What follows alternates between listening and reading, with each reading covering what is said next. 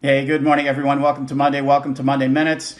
Bearish, bearish, bearish trades the market.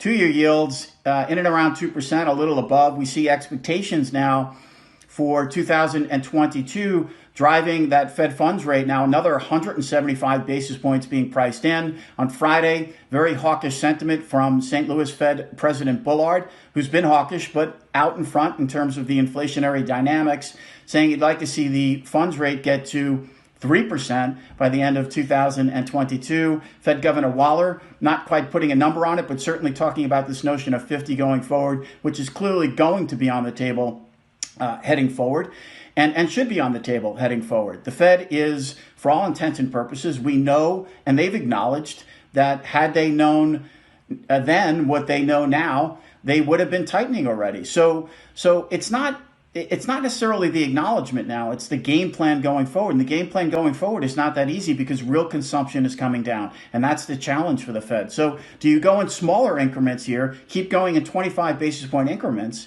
and then use the balance sheet at the same time? We know we're going to get the framework for that plan and more details on April 6th when the minutes will be released. And Chair Powell told us to be looking out for that. It will look familiar, but it's going to be more aggressive and quicker, certainly. Balance sheet now is far bigger, and there's just a ton of room to let that balance sheet run off before we even start tightening financial liquidity, if you will. So how the Fed balances that out, what the game plan is here, knowing that the inflationary dynamics now are well beyond the Fed's core mandate, but certainly even on a headline basis, we look at the issues coming out of Ukraine, we look at oil this morning, these inflationary dynamics short term are not going to alleviate. And we're seeing that in inflation expectations. Certainly the short end levels have been moving out with oil, but now even the long end has certainly moved higher as of late, and now we're seeing it in the nominal market now too. If there were ever a time for nominal yields to try and break out a little bit here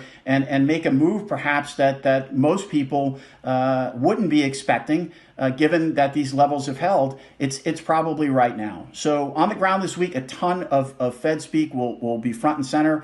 Atlanta Fed President Bostic already on the tape. We'll hear from Chair Powell later today and later this week. But we do expect the chairman to stick largely to the script of what we heard last week. Wishing everyone a lot of luck with these markets. Have a great week. I'm Greg Faranello, head of U.S. Rates for AmeriVet Securities.